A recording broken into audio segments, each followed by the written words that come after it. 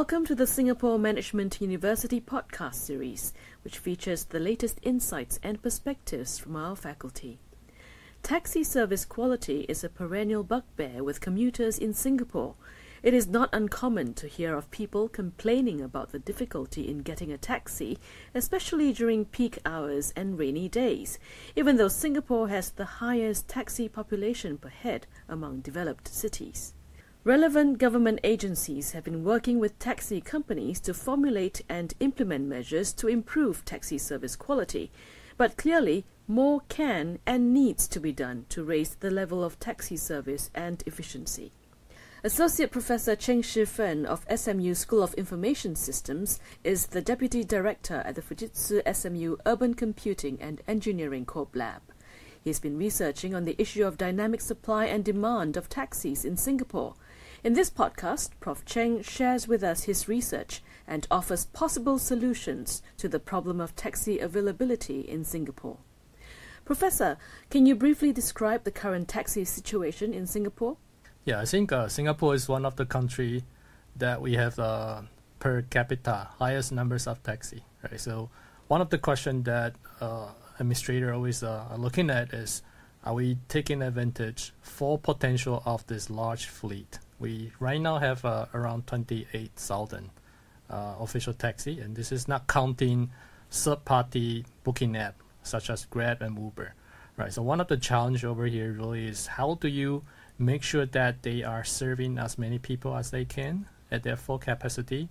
And then if they are not, how are you going to help them? What specific challenges are you working on, and what are your proposed solutions?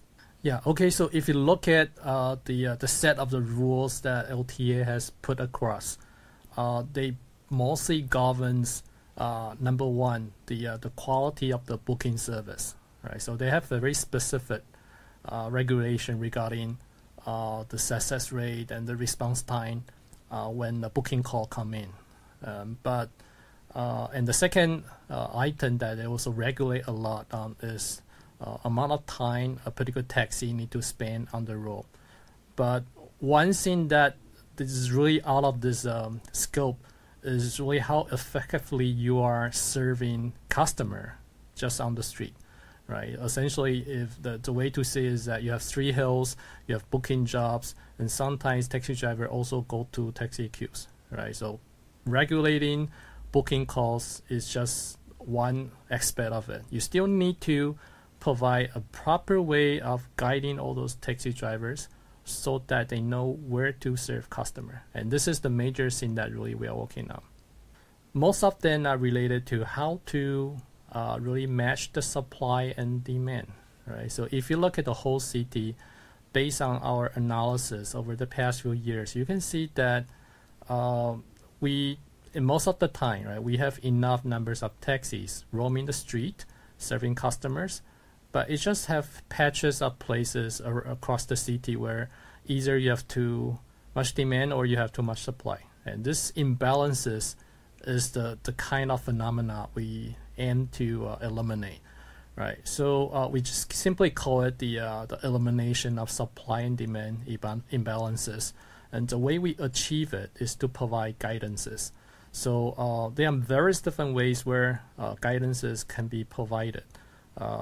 One way, the most straightforward way, is to provide additional information for drivers to decide, right? I mean, then on their own, they can decide where to move to.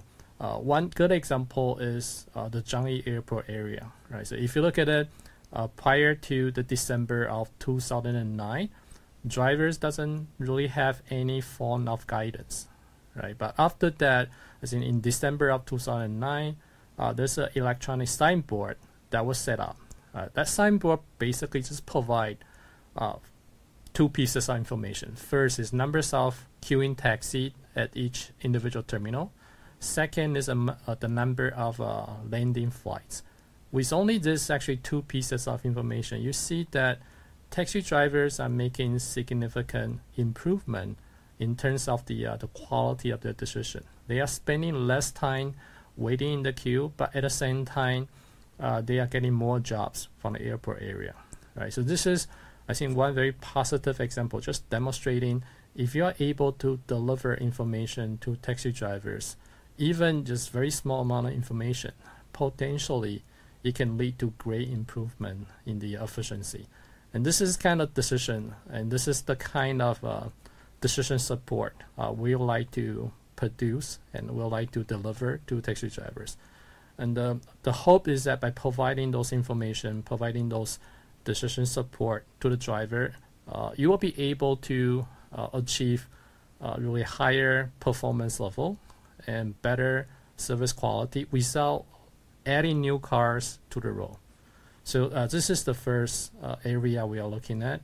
The second area we are looking at is to see whether or not it's actually possible to encourage the sharing of vehicles. And more specifically, in this case, it will be sharing of taxis. We last year conducted a limited field trial at the Suntec Convention Center just to test whether or not people are able to appreciate this idea. And it turns out that actually people are open to this kind of idea. We see actually quite a number of people are willing to, even just with a stranger, they're willing to share taxi with them. And along the process, we definitely see that if you aggregate enough numbers of riders together, they can save money, and you can actually serve more people with a single vehicle, right? So this is potentially, I think, is a direction where, again, under the assumption that you are not increasing taxi population, how you can serve significantly more passengers with exactly same numbers of taxi in the fleet. With the emergence of private car for hire and taxi booking apps such as Uber and Grab, would your proposed solutions be applicable to these drivers who are essentially a boss unto himself? Right now, our focus is taxi, right? The way we see it, taxi in terms of flexibility, in terms of decision making, they are actually not too different from the private hire car service like Uber or Grab. The only difference over here is that to be a taxi driver, you have to, at the present time, go through this vocational license scheme, which means that is a more rigorous scheme of more rigorous requirement. And second thing is that as a taxi driver, you are required to drive a minimum distance per day, where for Grab and Uber, you don't have that requirement. But beyond that, if you are really comparing apple to apple, like in both cases, drivers who are dedicated to provide transport service on an almost full-time basis, I always say that the kind of problem faced by them will be almost identical, right? Another thing that I think probably slightly different will be as an Uber driver, actually Uber and Grab as a company, they are not subject to this regulation where you have to charge everybody in the same manner, right? So they are able to adjust the price based on the demand dynamically and use that particular information and use that as an incentive to encourage more supply to come to the market. So this is the major difference. But in terms of the challenge that I just talked about, which is to balance the supply and demand, that part of the question, I think, is commonly faced by both the taxi drivers and also Uber or Grab drivers. Not too different. But of course, the approach where you can solve those problems will be slightly different. Would your research be applicable beyond Singapore? Yeah, definitely I see great potential, particularly for the cities where it's facing issue, strong competition from Uber, and strong opposition from taxi drivers not to allow Uber to operate, right? So you see that all the other major cities where Uber are currently operating in, most of those cities, you see very unhappy taxi drivers, and governments, they are facing really very high pressure, really to try to make this very difficult decision whether or not to legalize Uber or not, right? So from the citizens' perspective, you see great potential, great benefit for all the citizens in the city, right? Because it provide better services, provide cheaper rides, but at the same time, you also have this very protected industry in the taxi industry, right? But I think Singapore actually provide a very good example just to demonstrate that driving taxi doesn't equate low efficiency or bad service, right? So if you are able to provide service just like the one that we have in Singapore, you might be able to compete just as well with Uber, just like the other taxi companies that we have in Singapore. So definitely I see great potential if we can really put this particular thing that we are currently studying into a practice. Definitely this kind of experience or the tool that we are developing along the way can be used elsewhere as well. Going forward, what are your research plans? There's three different things that I just mentioned, right? So balancing supply and demand at the street roaming level, and also balancing supply and demand at the queue level, right? And also try to provide ride sharing as a service mode for taxi.